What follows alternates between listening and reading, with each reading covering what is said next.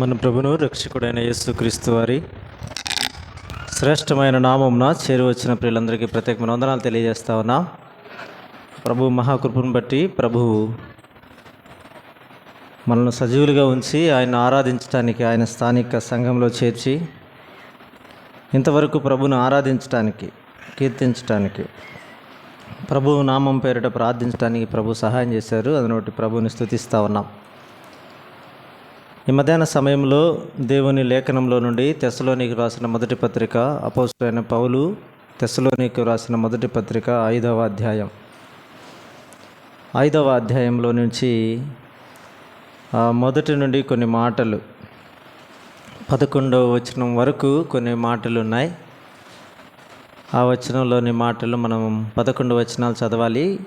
నేను ఒక్క మాట చదివిన తర్వాత మిగతా వచ్చిన భాగాలను మనము క్లుప్తంగా వివరించుకొని మనం ఈ కూడిక ముగించుకుంటాం.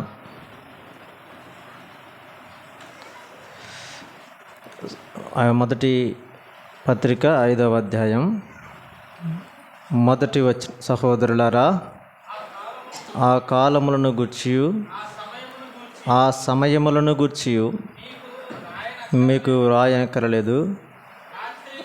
రాత్రివేళ దొంగ ఎలాగూ వచ్చునో అలాగే ప్రభువు దినము వచ్చునని మీకు బాగుగా తెలియను. చదువుకున్న లేఖన భాగం ప్రభు మన వినికిడిలో దీవించునుగాక. 5వ అధ్యాయంలో మనం చదువుకున్న భాగంలో ఒక మాట మనకు కనబడుతూ ఉంది. చాలా విషయాలున్నా ఈ అంశానికి అనుగుణంగా ప్రభు దినము అనే మాట మనం చూస్తూ ఉన్నాం కదా. ప్రభు దినమున ఎలా ఉంటుందో అనే విషయాన్ని తెస్సలోనిక పత్రికలో 5వ అధ్యాయంలో చెప్తూ, ప్రభు దినము వచ్చునని మీకు బాగుగా తెలియను. ఎవరికి? తెస్సలోనికలో ఉన్న సంఘానికి ప్రభు దినమును గూర్చిన విషయం తెలుసు. మనకు కూడా ప్రభు దినాన్ని గూర్చిన విషయం మనకు తెలుసు. ప్రభు వస్తాడు అనే విషయం మనకు తెలుసు. ప్రభు ఎలా వస్తాడో, ప్రభు ఎప్పుడు వస్తాడో మనకు తెలియదు, కానీ ఎలా వస్తాడో తెలుసు కదా. ఆయన ఎప్పుడు వస్తాడో అనే విషయం తెలియదు కనుక మీరందరూ సిద్ధపడి ఉండండి అని లేఖనాల్లో, క్రొత్త నిబంధనలో, పత్రికలలోనూ అలాగే సువార్తల్లోనూ రాయబడ్డ మాటలు మనం గమనిస్తాం. ఇక్కడ 5వ అధ్యాయంలో ప్రభు దినము వచ్చునని మీకు తెలియను అనకుండా ఒక మాట చెప్పాడు. బాగుగా తెలియను అంటే మీకు తెలుసు, ఈ విషయాలన్నీ మీరు ఎరిగిన వారే అని తెస్సలోనిక సంఘాలతో అపోస్తలుడైన పౌలు తెలియజేస్తూ ఉన్నాడు. ఆ తర్వాత వచనాల్లో మనం చూస్తే 3వ వచనంలో అన్నాడు, లోకులు నెమ్మదిగా ఉన్నది, భయమేమీ లేదని చెప్పుకొనుచుండగా గర్భిణీ స్త్రీకి ప్రసవ వేదన వచ్చినట్లు వారికి ఆకస్మికముగా నాశనము తటస్థించును కనుక వారెంత మాత్రము తప్పించుకొనలేరు అన్నారు. లోకులు ఏమనుకుంటా ఉన్నారు? నెమ్మదిగా ఉంది.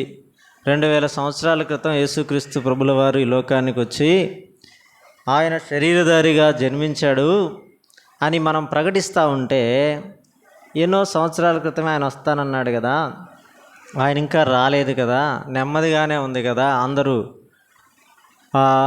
అందరూ ప్రశాంతంగా జీవిస్తున్నారు, ఉద్యోగాలు చేస్తూ ఉన్నారు, కుటుంబాలుగా కట్టబడుతూ ఉన్నారు, ఇలా అంతా నెమ్మదిగానే ఉంది కదా, ఏమాత్రం అలవాటు చేయదు. అదిగో నేను త్వరగా వస్తానని చెప్పాడు. ఆ మొదటి శతాబ్దంలోనే 100 సంవత్సరాలు ప్రభువు మరణించిన తర్వాత, సమాధి చేయబడి తిరిగి లేచిన తర్వాత ఆ మొదటి శతాబ్దంలో శిష్యులందరూ కూడా మరణానికి గురైపోయారు, ప్రకటించారు, మరణానికి గురైపోయి హతసాక్షులు అయిపోయారు. ప్రభు రాలేదు. ఆ తర్వాత ప్రకటించబడతా ఉండగా సంఘం కట్టబడతా ఉంది. అపోస్తలుల కార్యం గ్రంథం 2వ అధ్యాయంలో సంఘం కట్టబడింది. ఆ తర్వాత సంఘం విస్తరించింది. ఆ తర్వాత యోదయ, సమరయ, గలిలయలో సంఘం విస్తరిస్తూ వచ్చింది. అన్యులమైన మన మధ్యకు సువార్త ప్రకటించబడగా మనము రక్షింపబడ్డాం. ఇప్పుడు మనం ఏమంటామంటే ఆ 100 సంవత్సరాల్లోనే వారు అంతగా ప్రకటించి ప్రభుని గూర్చి వస్తాడు, ఇదిగో ప్రభు రాబోతున్నాడని చెప్తే, ఇప్పుడు 2026 సంవత్సరాలైంది ప్రభు మరణించి. ఇంచుమించుగా మనం ఒకవేళ 30 సంవత్సరాలు ప్రభు జీవించాడన్నా, మనము 1980 సంవత్సరాలు కుడియడంగా ఆ ప్రభు వస్తానని చెప్పి కాలం గడిచింది. మరి ఇన్ని సంవత్సరాలు 2000 సంవత్సరాల కాలంలో ప్రభు రాలేదు కదా. చాలామంది ప్రభు నమ్మారు, నమ్మిన వారు మరణించారు, సేవ ప్రకటించారు, వారు కూడా మరణించారు.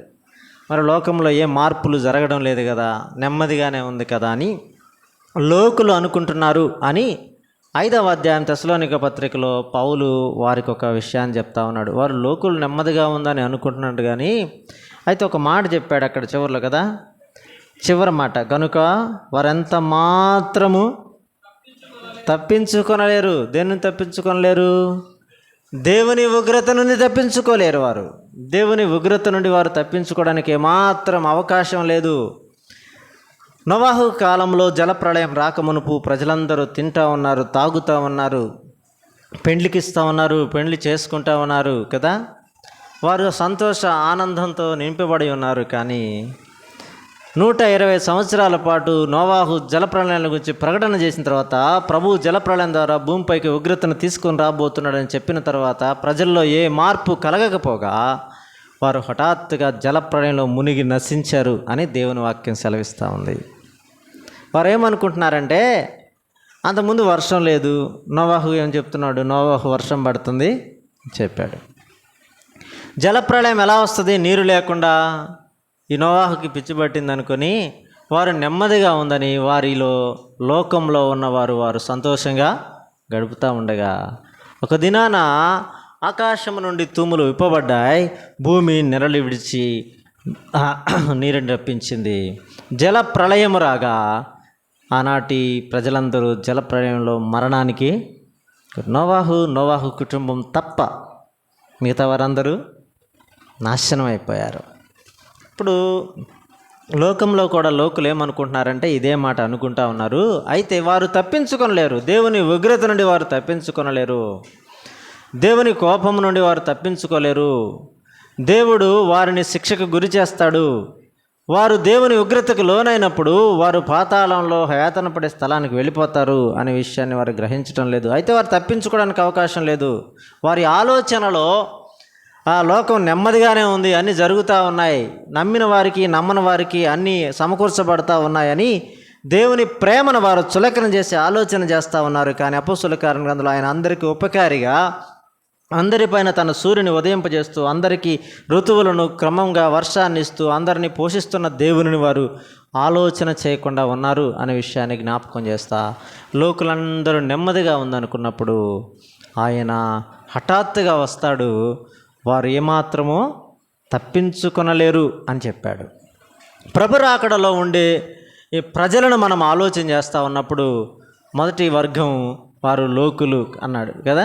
వారు ఎలా ఉన్నారు? ప్రభుని గూర్చిన ఆలోచన వారికి లేదు, దేవుని గూర్చిన ఆలోచన వారికి లేదు. ఒకవేళ రెండవ వర్గంగా చూస్తే చాలామంది ప్రభును నమ్మిన తర్వాత వారి విశ్వాస జీవితంలో సాగుతూ ఉండగా, ముందుకు వెళుతూ ఉంటుండగా, వారు ప్రభు రాకడ ఆలస్యమయ్యే కొద్దీ ప్రభు రాకడను గూర్చిన ఆ గమనిక, ఆ నిరీక్షణను కోల్పోయిన వారిగా ఉన్నారు అనే విషయాన్ని చూస్తాం. తెస్సలోనిక పత్రిక 4వ అధ్యాయంలో అందుకనే కొన్ని విషయాలు చెప్పాడు. నిరీక్షణ లేని ఇతరుల వలె అన్నాడు కదా. నిరీక్షణ లేని ఇతరుల వలె అన్నాడు. ఇతరులకి ఏం లేదు, నిరీక్షణ లేదు. దేవుని నమ్మిన పిల్లలకి ఏముంది? నిరీక్షణ ఉంది.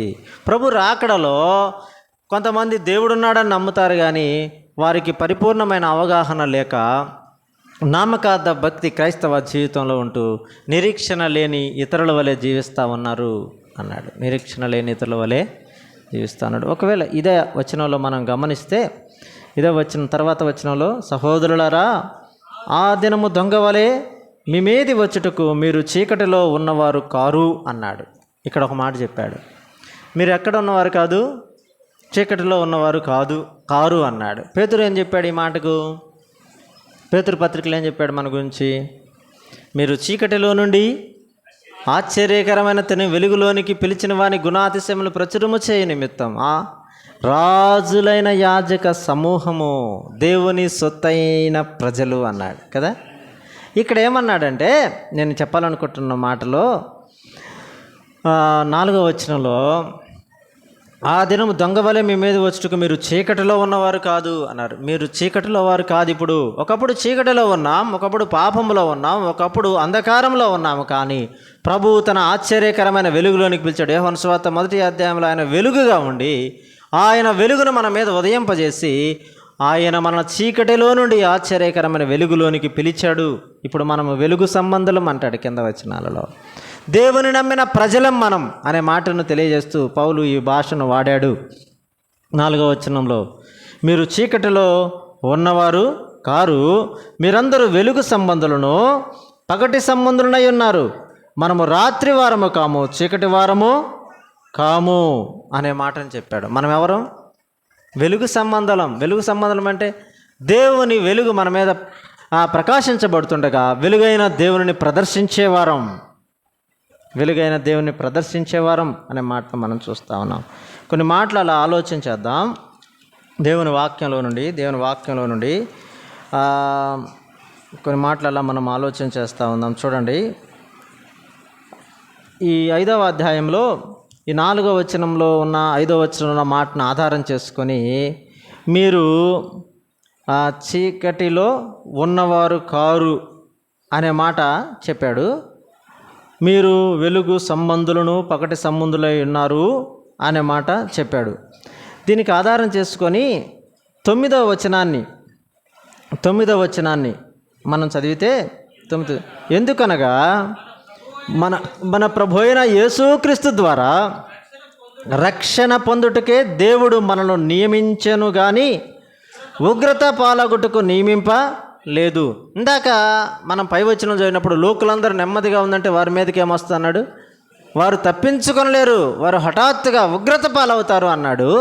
ఇక్కడ 9వ వచనంలో మన గురించి ఏం చెప్పాడంటే, మీరు చీకటి సంబంధులు కారు అంటే మీరు లోకంలో ఉన్నవారు కాదు, పాపములో ఉన్నవారు కాదు, పరిశుద్ధపరచబడినవారు, ప్రభు అయిన యేసుక్రీస్తు రక్తములో కడగబడినవారు, పరిశుద్ధమైన జనం అన్నాడు అపోస్తలుల కార్యముల గ్రంథంలోనూ. అలాగే పేతురు పత్రికలో కూడా చీకటిలో నుండి ఆశ్చర్యకరమైన తన వెలుగులోనికి పిలిచిన వాని గుణాతిశయాన్ని ప్రచురము చేయ నిమిత్తం అక్కడ పరిశుద్ధ జనమును అనే పదాన్ని ఉపయోగించాడు. పరిశుద్ధ జనం అన్నాడు. పరిశుద్ధ జనముగా మనల్ని పిలిచిన దేవుడు నియమించుకున్నాడు అనే మాట 9వ వచనంలో చూస్తూ ఉన్నాడు. ఎఫెసీ పత్రికలో 1వ అధ్యాయంలో చూస్తాం కదా, జగత్తు పునాది వేయబడక మునిపి ఆయన మనల్ని నియమించాడు. ఎప్పుడు నియమించాడు? జగత్తుకు పునాదానికి, భూమికి పునాదులు వేయకబడక మునిపే, ఆకాశ మహాకాశాలు పుట్టక మునిపే ఆయన మనల్ని ఒక నియమంలో ఉంచుకున్నాడు, ఆయన ఆలోచనలో ఉంచుకున్నాడు, ఆయన ప్రణాళికలో ఉంచుకున్నాడు. ఆయన నియమం ఏమిటంటే మనందరం రక్షణ పొందాలి, దేవుని ఉగ్రతను తప్పించుకోవాలి. మానవుడు దేవుని ఉగ్రతను తప్పించుకోవాలి. మానవుని నిర్మాణానికి ముందుగా దేవుని ఆలోచనలో మానవుడు ఉన్నాడు అనే విషయాన్ని మనం చూస్తాం. సృష్టి నిర్మాణానికి ముందుగా దేవుడు ఆలోచనలో మానవుడు ఉన్నాడు. ఇక్కడ 9వ వచనం ప్రకారం మనము ప్రభు అయిన యేసుక్రీస్తు ద్వారా రక్షణ పొందుటకే దేవుడు మనల్ని నియమించెను అనే మాట చూస్తాం. ఆయన నియామకం ఉంది మన ఎడల, ఆయన ఉద్దేశం ఉంది మన ఎడల అనే విషయం చూస్తూ ఉన్నాం. ఆయన ఎందుకు నియమించుకున్నాడు అంటే, యోహాను సువార్తలో ఒక చిన్న మాట చెప్పాడు 15వ అధ్యాయంలో. యోహాను సువార్త 15వ అధ్యాయం 16వ వచనం చూడండి. వచనం 16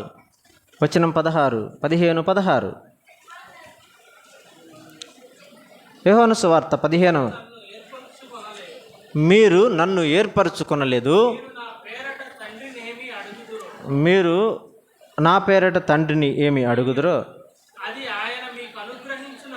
అనుగ్రహించున్నట్లు మీరు వెళ్ళి ఫలించుటకును మీ ఫలము నిలిచి ఉండుటకును నేను మిమ్మల్ని ఏర్పరచుకొని ఏం చేశాడు? నియమించితిని. ఆయన నియామకంలో మానవుడు ఉన్నాడు. ఆయన స్వహస్తాలతో మానవుడు నిర్మించాడు. ఆయన రక్తం ఇచ్చి మానవుని కొన్నాడు. ఇక్కడ చెప్తా ఉన్నాడు, అలాంటి ప్రజల కొరకై ఆయన అంటున్న మాట ఏంటంటే 16వ వచనంలో, మీరు నన్ను ఏర్పరచుకొనలేదు, మీరు నా పేరిట తండ్రిని ఏమి అడుగుదురో అది ఆయన మీకు అనుగ్రహించినట్లు మీరు వెళ్ళి ఫలించుటకు, ఫలము నిలిచిండుటకు మిమ్మల్ని ఏర్పరచుకొని నియమించితిని అన్నాడు. ఎందుకు నియమించాడు దేవుడు మనల్ని? ఎందుకు నియమించాడు? ఇక్కడ చదువుకున్న మాట ప్రకారం ఫలించటానికి కదా, ఫలము నిలిచి ఉండటానికి, తండ్రిని అడగడానికి మనల్ని నియమించాడు దేవుడు కదా. ఆయన ఉద్దేశం వేరు, మన నియామకములో దేవుని ఉద్దేశం వేరుగా ఉంది అనే విషయం చూస్తూ ఉన్నాం. ఆయన మనం ఫలించాలని, మన ఫలము నిలిచి ఉండాలని, ఆ ఫలము చివరి వరకు ప్రభోచ్చేంత మట్టుకు నిలిచి ఉండాలని, మనం ఫలించాలని ఆయన ఆశపడతా ఉన్నాడు. గలతీ పత్రికలో చెప్తాడు కదా, ఫలం అనగానే ఆత్మఫలాన్ని గురించి మనం చెప్తాం. ప్రేమ, సమాధానం, దీర్ఘశాంతం. నేటి సమాజంలో, సంఘములో మనము ఫలించి మన ఫలము నిలిచి ఉండాలని ప్రభు ఆశపడతా ఉన్నాడు అనే విషయాన్ని చూస్తూ ఉన్నాం. పై వచనాల్లో చెప్పాడు, మీరు నా యందు నిలిచి ఉంటేనే కానీ ఫలించరు అని చెప్పాడు. నాకు వేరుగా ఉండి మీరు ఏమీ చేయలేరు అన్నాడు. ఆయన నియమించుకున్నాడు, ఏర్పాటు చేసుకున్నాడు. ఆయన ఉద్దేశం మనం ఫలించాలి, మన ఫలము నిలిచి ఉండాలి. అందుకని ఆయన మనల్ని నియమించుకున్నాడు. ఎప్పుడు నియమించుకున్నాడు? జగత్తుకు పునాది వేయబడక మునిపే నియమించుకున్నాడు. ఆయన ప్రణాళికలో ప్రభు అయిన యేసుక్రీస్తు వారిని కుమారుని లోకానికి పంపించి రక్తము చిందించి పాపక్షమాపణ అనుభవం ద్వారా కుమారులుగా, కుమార్తెలుగా అంగీకరించి, స్వీకరించి సంఘములో చేర్చి ఆయన బిడ్డలుగా ఆయన ఆరాధించేవారిగా చేసి ఆయన నియామకములో మనం ఫలించి ఫలము నిలిచి ఉండాలని ఆయన ఉద్దేశమైంది అనే విషయాన్ని చూస్తూ ఉన్నాం. ఇక్కడ నేను చెప్పాలనుకున్న మాట ఏంటంటే, ప్రభు రాకడలో లోకులు అనగా ప్రభువుని ఎరగని వారు ఉద్దేశం ఏంటంటే నెమ్మదిగా ఉంది అని వారు అనుకుంటా ఉన్నారు. కొంతమంది ప్రభు రాకడను గురించి ఆలోచన కలిగి ఉన్నారు, కానీ అలాంటి సిద్ధపాటేమి లేని వారుగా ఉన్నారు. ఇప్పుడు ప్రభువుని ఎరిగిన వారిగా మనముంటే మనము దేవుని ఉద్దేశాన్ని ఎరిగిన వారిగా ఉండాలి. దేవుడు మనల్ని నియమించుకున్నాడనే విషయం మన స్పృహలో ఉండాలి, మన ఆలోచనలో ఉండాలి, మన మదిలో ఉండాలి. ఆ ఆలోచనతో మనం జీవించాలి అనే విషయాన్ని జ్ఞాపకానికి తీసుకొస్తా ఉన్నాను. మొదటి మాట, ఆయన మనల్ని నియమించుకున్నాడు అనే విషయాన్ని చూస్తూ ఉన్నాను. పేతురు రాసిన మొదటి పత్రిక 2వ అధ్యాయం 8వ వచనం చదవండి. 2:8.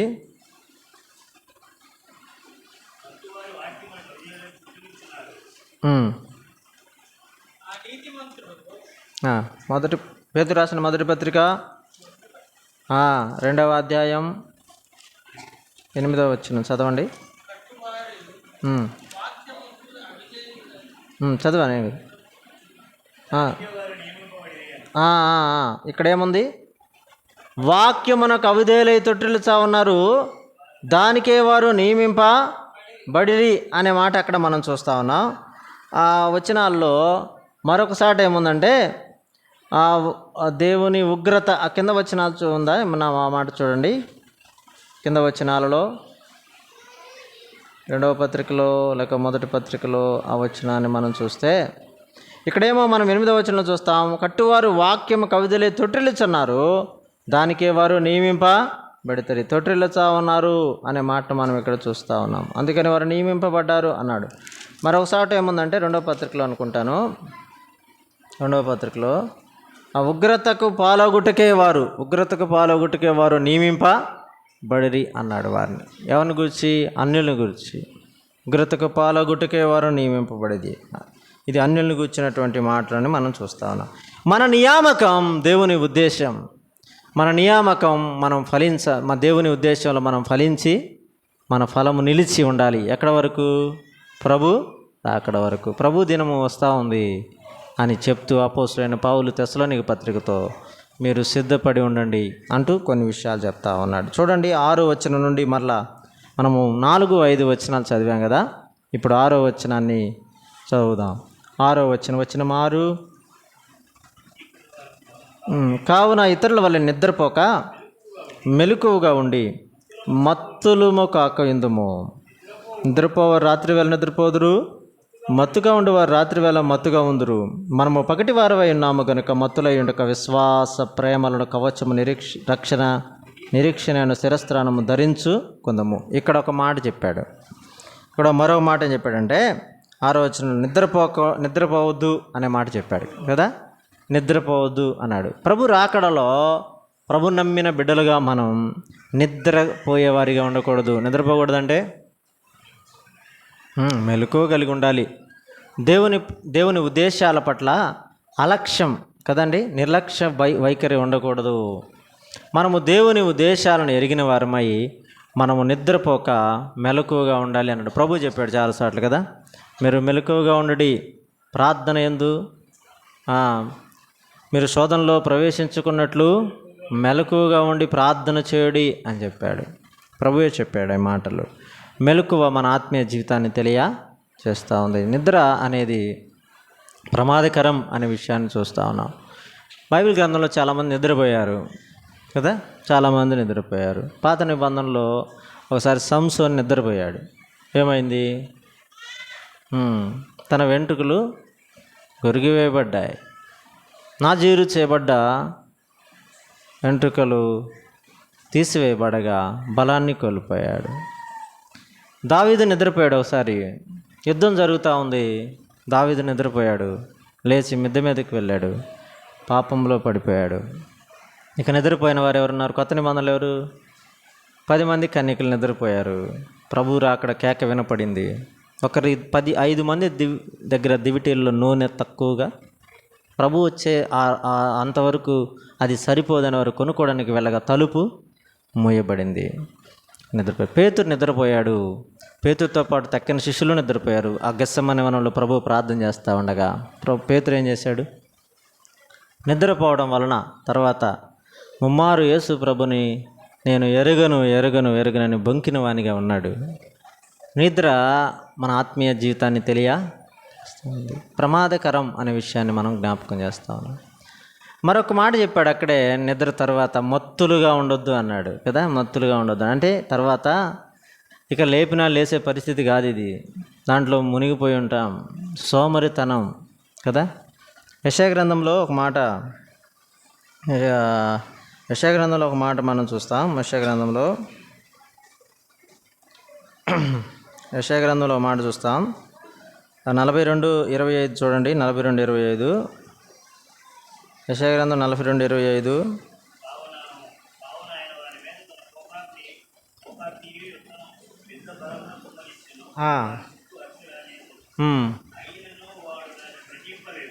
అగ్ని రాజేసినా సరే ఒకడంట దాన్ని గ్రహించలేదంట. అగ్ని అంటే ఆ మంట, ఆ వేడి వచ్చినప్పుడు మనకు తగిలిద్ది కదా, నిద్రపోతూ ఉన్నాం, ఆ వేడి తగిలింది మన దేహానికి, మనం చక్కమని లేస్తాం. అతను లేవలేదు. తర్వాత అది వానికి అంటుకుంది. తర్వాత ఏమైంది? తనకు అంటుకుంది, అయినా సరే వాడు ఏం చేయలేదు, మనసును పెట్టలేదు. ఇప్పుడు ఏమైపోతాడు? కాలిపోతాడు. నిద్ర మత్తు అంత ప్రమాదకరమైంది. మన ఆత్మీయ జీవితంలో మనం అలాగూ మత్తులమై ఉంటే ఒకనాడు మనం నష్టపోతాం అనే సత్యాన్ని తెలియజేయడానికి దేవుని వాక్యం మనతో మాట్లాడుతూ ఉంది. మరొక మాట ఆలోచించేద్దాం. చూడండి, రోమీయులకు రాసిన పత్రిక 13:11. రోమీయులకు రాసిన పత్రిక 13వ అధ్యాయం 11వ వచనం 11. మరియు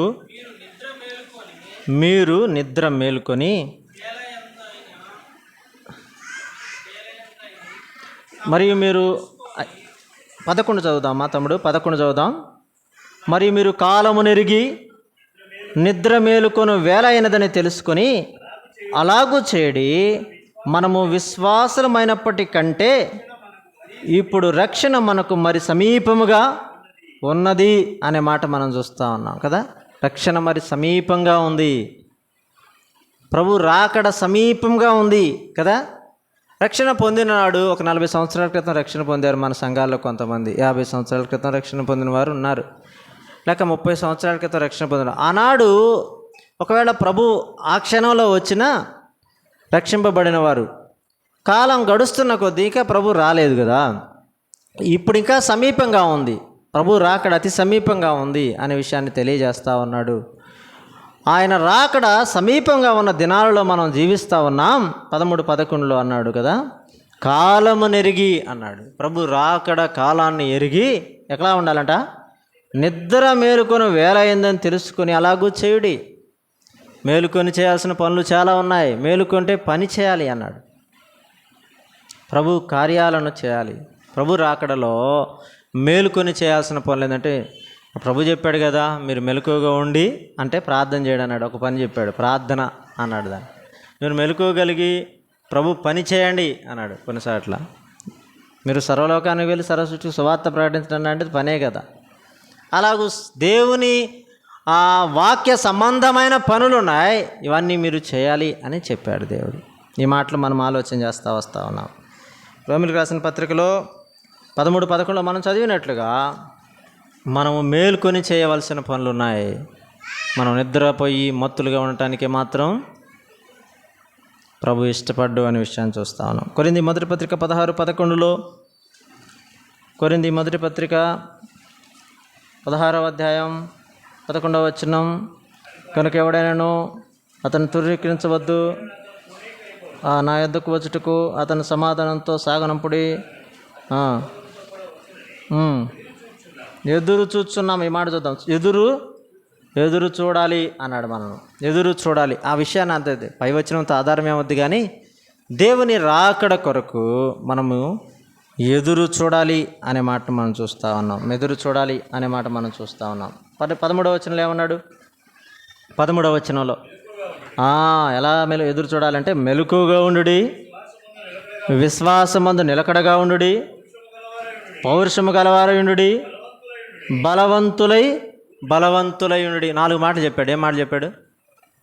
ప్రభు రాకడలో విశ్వాసులు సిద్ధపడ మెలకువగా, విశ్వాసమందు నిలకడ, పౌరుషం గలవారు, బలవంతులుగా ఉండాలి. ఈ మాట నేను ఒకసారి కొరింథీ మొదటి పత్రిక 16-13 మీద ఈ 4 మాటల మీద ఒకసారి నేను మాట్లాడింది మీకు గుర్తుండి ఉంటుంది. ఈ 4 మాటలు ప్రభు రాకడలో మనకు మన సిద్ధపాటును తెలియజేస్తూ ఉన్నాయనే విషయాన్ని జ్ఞాపకం చేస్తూ ఉన్నాను. మరొక మాట మనం చూద్దాం. తెస్సలోనిక పత్రిక 5వ అధ్యాయానికి మరలా వద్దాం. మనం చదువుకున్న భాగం 6వ వచనం నుండి చదివాం కదా. నిద్రపోక ఉండి మత్తులుగా ఉందరు, మనము పగటివారం విన్నాం కనుక మత్తులై ఉండక విశ్వాస ప్రేమలను కవచము రక్షణ నిరీక్షణను శిరస్త్రానము ధరించుకొనుడి అనే మాట చెప్పాడు. ఇక్కడ ఒక మాట ఏమి మాట చెప్పాడు? ధరించుకోవాలి అన్నాడు. ఏం ధరించుకోవాలి? ఇక్కడ చెప్పిన మాటే మనం మళ్ళా పక్కకు వెళ్ళా. విశ్వాస ప్రేమలను కవచం అన్నాడు. ఏం ధరించుకోవాలి? ప్రేమ అనే కవచాన్ని ధరించుకోవాలన్నాడు. ప్రేమ అన్నింటినీ కప్పుతూ ఉంది కదా. ప్రేమ అన్నింటినీ తాలుకుంటా ఉంది. ప్రేమ అన్నింటినీ ఓర్చుకుంటా ఉంది.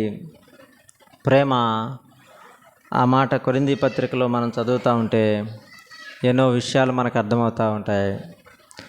ఆ ప్రేమ విశ్వాసులమైన మనము ధరించుకోవాలి అన్నాడు. దీన్ని ఏమన్నాడు?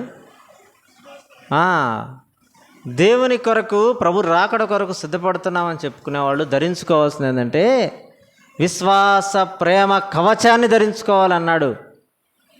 ఈ లోకమైన యుద్ధంలో మనం ప్రయాణం చేస్తుంటే మన కవచం ఏంటిదంటే ప్రేమ అన్నాడు. దీన్ని ఒక మాటలో చెప్పేశాడు. ప్రేమ అన్నింటినీ ఓర్చుకుంటా ఉంది.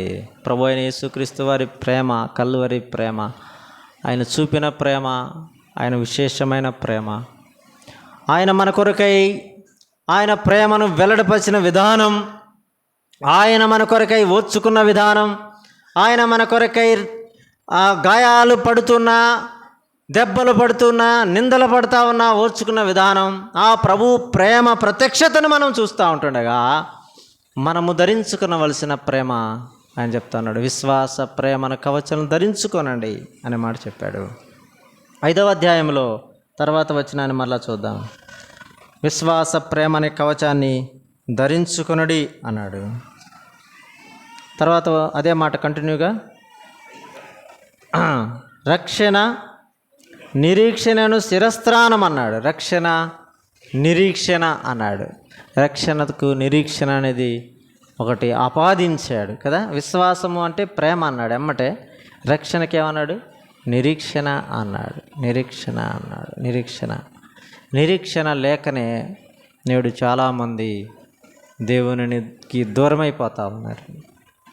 ఏముందలే తక్కిడో బిక్కిడో అని లోకం అన్నట్లుగానే నమ్మిన క్రైస్తవ జీవితాలలో కూడా నిరీక్షణ లేక లోకం చేస్తున్న రీతిగా చేసే పనులు చాలా చేస్తూ ఉన్నారు.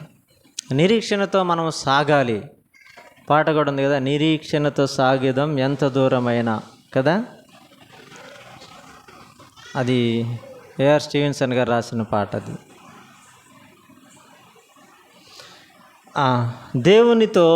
దేవుని పైన మనకున్న నిరీక్షణ గొప్పది. అది గొప్పది. బైబిల్గా నేను చెప్తాను, నిరీక్షణ, మన నిరీక్షణ చాలా గొప్పది అనే మాట మనం చూస్తాం. అందుకే తెస్సలోనిక పత్రిక 4:13 మనం చదువుతాం, నిరీక్షణని ఇతరుల వలె అనే మాట మనకు సరిపోదు, నిరీక్షణ కలిగిన వారం మనం అనే మాట మనం చూస్తా ఉన్నాం. అదే వచనాన్ని చదివితే, రక్షణ నిరీక్షణను శిరస్త్రాణము ధరించుకొందుము అన్నాడు. తర్వాత, ఎందుకనగా మనం ప్రభువైన యేసుక్రీస్తు ద్వారా రక్షణ పొందుటకే దేవుడు మనను నియమించిన కానీ ఉగ్రత పాలవుటకు నియమించలేదు అనే మాటను మనం చూస్తూ ఉన్నాం. ఎఫెసీ పత్రిక 5వ అధ్యాయంలో ఏం చెప్పాడంటే, ధరించుకొనటంలో ఒక మాట చెప్పాడు. అక్కడేమన్నాడంటే కదా, చాలా విషయాలు చెప్పాడు. పాదాలకు జోడు, సమాధానమును జోడు, శిరస్త్రాణం, చాలా విషయాలు చెప్పాడు. అపవాదిని ఎదిరించడానికి, ఆయన ఎదుర్కోవడానికి, అంధకార శక్తులను ఎదిరించడానికి మనకు కావాల్సిన యుద్ధోపకరణాలు ఏవనగా అంటూ ఎఫెసీ పత్రిక 5వ అధ్యాయంలో చాలా విషయాలు చెప్పాడు. మనము ధరించుకోవాల్సినవి ఉన్నాయి. అయితే ప్రాముఖ్యంగా ప్రేమ, విశ్వాసం, రక్షణ, నిరీక్షణ అనే దాన్ని ధరించుకొని సాగిపోదామన్నాడు. మరొక మాట కూడా చెప్పాడు కదా, రోమీయులకు రాసిన పత్రిక 13వ అధ్యాయం 12వ వచనంలో ఒక మాట చూస్తే, రోమా పత్రికలో చిన్న మాట, అది కూడా చదువుకుందాం.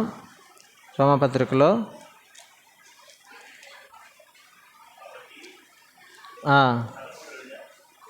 అన్నా 13:12 చూద్దామా? అక్కడేముంది?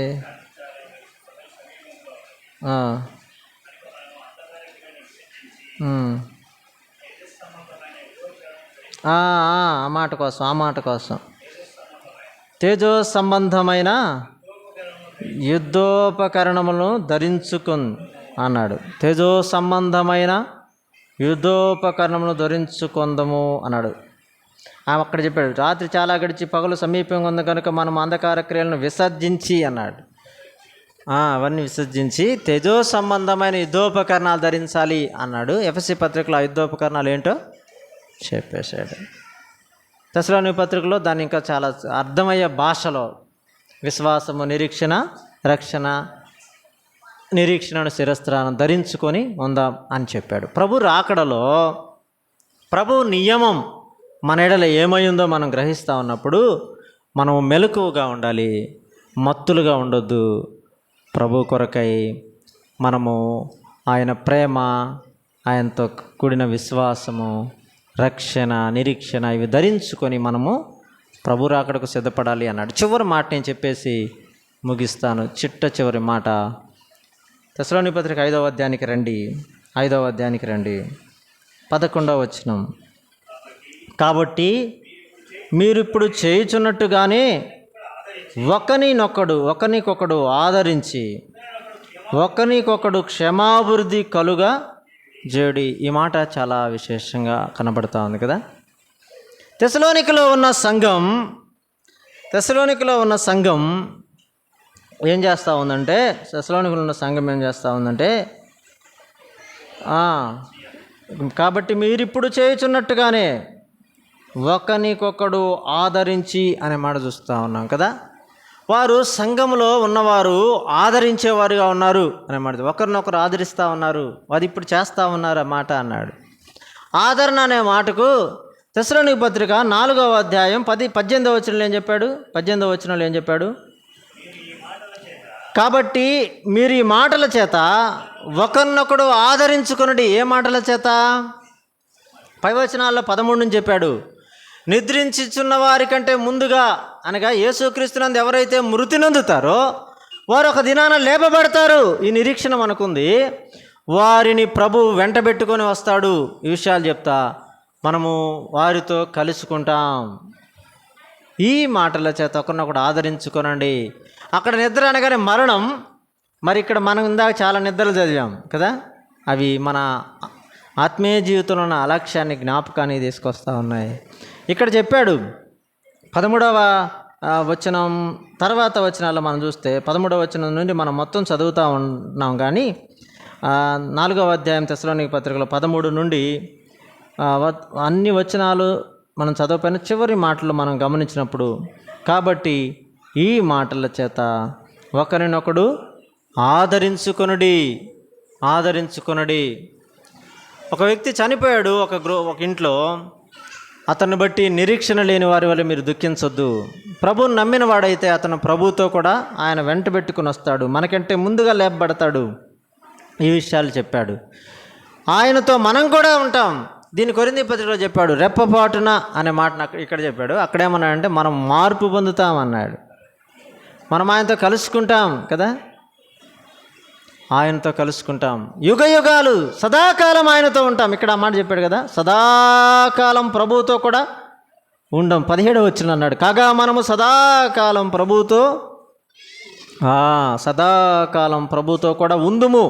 17వ వచనం 4వ అధ్యాయం తెస్సలోనికీ పత్రిక, ఆ మీదట సజీవులమైన నిలిచి ఉండు, మనం వారితో కూడా ఏకముగా ప్రభువుని ఎదుర్కొనుటకు ఆకాశ మండలమునకు మేఘముల మీద కొనిపోబడదుము. కాగా మనము సదాకాలం ప్రభువుతో కూడా ఉందుము. సదాకాలం ప్రభువుతో ఉండేటువంటి ఒక గొప్ప ధన్యత మనకుంది. ఇది మన నిరీక్షణ.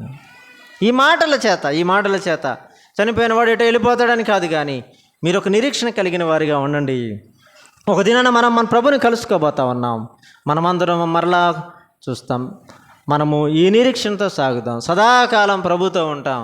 ఇది మనల్ని ఆదరించే మాట. మీరు ఆదరించండి అన్నాడు. రోమీయులకు రాసిన పత్రికలో మనము చదువుతా ఉన్నాం. రోమీయులకు రాసిన పత్రికలో కూడా మనము ఈ కొన్ని మాటలు మనం చూస్తూ ఉన్నాం. కానీ కొరింథీ పత్రిక 2వ పత్రికలో కూడా 1వ అధ్యాయం అంతటిలో దేవుడు సమస్తమైన ఆదరణతో మనల్ని ఆదరించెను అనే మాట మనం చూస్తూ ఉన్నాం. దేవుడు మనల్ని ఆదరించిన రీతిగా తెస్సలోనికీ పత్రిక 5:11 ప్రకారం, కాబట్టి మీరు ఇప్పుడు చేయుచున్నట్టుగానే ఒకరినొకడు ఆదరించి ఒకరినొకడు క్షేమాభివృద్ధి, సంఘాలలో ప్రతి ఒక్కరు ఒకరినొకరు ఆదరించుకోనండి. ప్రభు రాకడకు సిద్ధపడే మనం చేయవలసింది ఏంటంటే, ఒకవేళ ప్రభుని నమ్మిన వారు ఈ లోకాన్ని దాటి వెళ్తూ ఉన్నా సరే, మనం ఒకరినొకరు ఆదరించుకోవాలి. ఒక దినాన మనం కూడా దాటిపోతాం.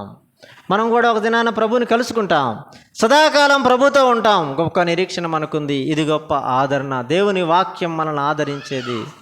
ఈ ఆదరణ కలిగి ఆదరిస్తూ క్షేమాభివృద్ధి అన్నాడు. దానికి ఎమ్మట ఒక మాట అండి, క్షేమాభివృద్ధి కలుగు చేయండి అనే మాటను ఉపయోగించాడు.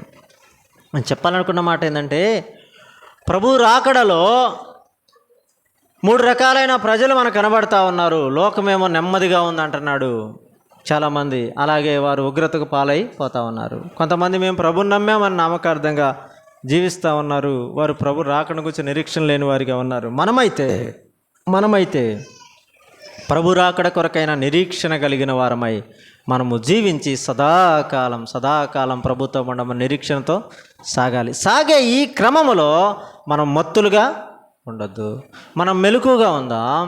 అంత మాత్రమే కాదు, మనము యుద్ధోపకరణాలను, ప్రేమ, విశ్వాసాన్ని ధరించుకొని మనము సాగిపోయేవారిగా ఉండాలి. ఇలా వెళుతూ ఉన్నప్పుడు మనము సంఘంలో ఒకరినొకరు ఆదరించుకుంటాం, ఒకరికొకరు క్షమాభివృద్ధి కలుగు చేస్తాం, ఒకరి బాధల్లో ఒకరు పాలు పంపులు పొందుతాం. ఒక శరీరముగా ఉన్న నేను చాలాసార్లు ఈ మాట చెప్పాను, సంఘం అంటే ఆయన స్వరక్తమిచ్చి సంపాదించిన స్వజనులు, మనమందరం అవయవాలం. ప్రభువు మనకు శిరస్సై ఉన్నాడు. దేహంలో ఎవరికైనా గాయమైతే, ఒకవేళ తలకు దెబ్బ తగిలితే చెయ్యి తుడిచినట్లుగా, కాలుకి దెబ్బ తగిలితే నోరు అరిచినట్లుగా కదా, గాయమైతే కన్ను ఏడ్చినట్లుగా అవయవాలుగా చేయబడ్డ మనము ఆదరింపబడాలి. ఒకరినొకరు ఆదరించాలి, ఒకరి బాధను ఒకరు పంచుకోవాలి, క్షమాభివృద్ధిని కలుగజేయాలి. ప్రభు రాకడకు ఇది మన సిద్ధ పాటు. ప్రభు ఈ మాటలు మన వినికిడిలో దీవించునుగాక. ఆమేన్. చిన్న ప్రార్థన చేస్తాం. తలలు వంచండి, కళ్ళు మూసుకోనండి. ఇంతవరకు ఎవరైనా ప్రభుని అంగీకరించకపోతే ఈ మధ్యాహ్న సమయంలో ప్రభు మనల్ని పిలుస్తూ ఉన్నాడు. ఆయన రక్షణ పొందటానికే మనల్ని నియమించుకున్నాడు. జగత్తుకు పునాది వేయబడక మునిపే మనల్ని నియమించుకున్నాడు. ఆయన శాశ్వతమైన ప్రణాళికను మన ఎడల రుజువు చేశాడు. ఆయన ప్రాణం అర్పించాడు, సమాధి చేయబడ్డాడు, తిరిగి 3వ దినమున లేచాడు. ఒక దినాన రాబోతా ఉన్నాడు, మనల్ని తీసుకొని పోతాడు. ఈ విషయాన్ని జ్ఞాపకం పెట్టుకొని మనం ప్రభు రాకడకే సిద్ధపడదాం. రక్షణ పొందని వారు పాప క్షమాపణ పొందండి, ప్రభు దగ్గర పాపాలు ఒప్పుకోండి. రక్షింపబడిన వారు పాప క్షమాపణ అనుభవం కలిగిన వారు ప్రభు కొరకై మెలకు కలిగి మత్తులుగా కాక సిద్ధపాటు కలిగి ప్రభుతో యుగయుగాలు ఉంటామని నిరీక్షణతో సాగిపోదాం. చిన్న ప్రార్థన. పరిశుద్ధుడైన తండ్రి, ఘనుడైన దేవ, నిన్ను స్తుతిస్తూ ఉన్నాం, కొనియాడుతూ ఉన్నాం. ఈ ఉదయకాల సమయంలో మీరు ఇచ్చిన మాటలకై స్తోత్రాలు. విన్న హృదయాల్లో ముద్ర వేయండి. మీరు అక్కడకు సహాయానికి స్తోత్రం కలుస్తుంది. మా ప్రియులు పిట్టమండలో నన్ను పరిచయం జరిగించి తిరిగి రావాలి. వారి బట్టి వారిని ప్రార్థన చేస్తూ ఉన్నాను, సహాయం చేస్తాం. వాతావరణ పరిస్థితులను అనుకూలపరచండి. ముందున్న కార్యక్రమాలు ఈ వారం అంతా కోసం ద్వారా జరిగించడానికి సహాయం చేస్తున్నాం. చేయవలసిన వారి జీవనాలు చేస్తున్నాం. యేసుక్రీస్తు నామమున ప్రార్థిస్తున్నాము తండ్రి. ఆమేన్.